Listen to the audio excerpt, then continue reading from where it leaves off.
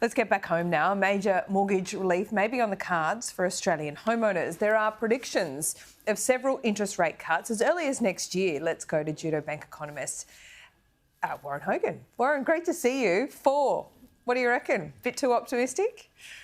No, look, I think we can get there. The issue is what has to happen in the meantime. Look, anything can happen, as we know.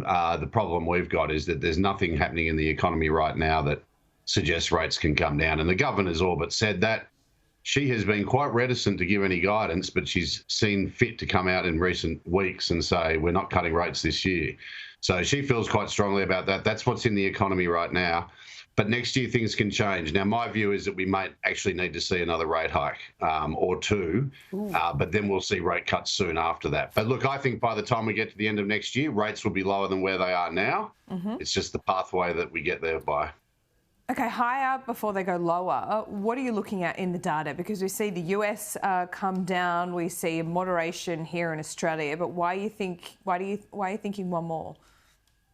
Yeah, well, I think the comparison with the US is the right one, and this week really is going to highlight how different the situation here is in Australia to not just the US, which is the global leader, but the whole advanced world. And that is our rates never went up anywhere near that, what those have. The US interest rate is 5.5%.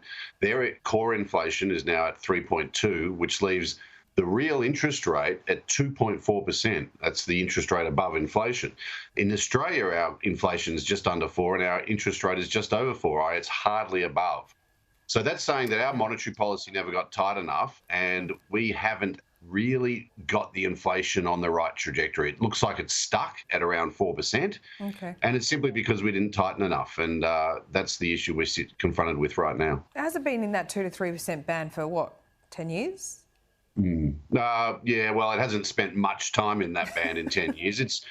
Look, since they started the target back in the early 90s, it's averaged about 2.5%, and that's the idea here. The RBA doesn't jump at shadows. They don't jump and hike rates when the oil price goes up or something like that. But the reality is this is a really serious inflation event, and it's global, and we haven't really taken it on in the way other countries have, whether that's by raising rates more aggressively, which it now looks like we should have, or what the government's doing, and they are pumping money into this economy. And that, I think, is the real sort of difference, is that we're getting new fiscal stimulus right now with tax cuts and spending, whereas the rest of the world had their stimulus a year or two ago. So I can't see rates coming down anytime soon, but hopefully by the second half of next year, they can.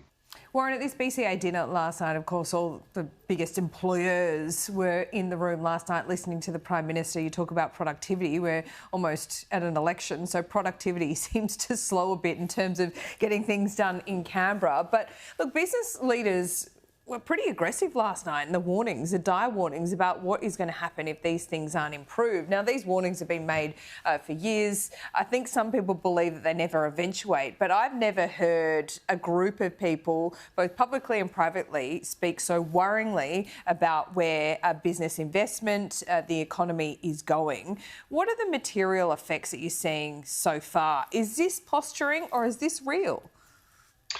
Oh, it's very real, and it's good to see our senior business leaders find a voice because they have been too quiet for too long. They're friendless in Canberra as well.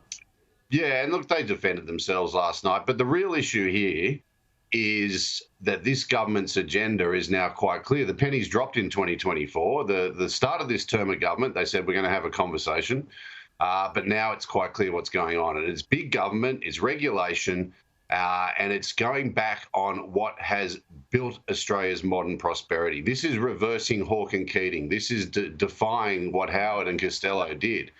So it's good to see the business leaders sticking up for it because the real issue here is the size of government in Australia has taken a structural step up in the last 5 years and it's heading upwards right now after 40 years of basically being pretty stable as a size of the economy. And this, of course, risks squeezing out the private sector, squeezing private investment, and, of course, this is going to undermine productivity. And we are on the cusp of the fourth industrial revolution of AI, supercomputing, and I think we're risking not being able to harness that like we would have in the last 30 years with a well-functioning market-based economy. Warren, always good to talk to you. Thanks so much.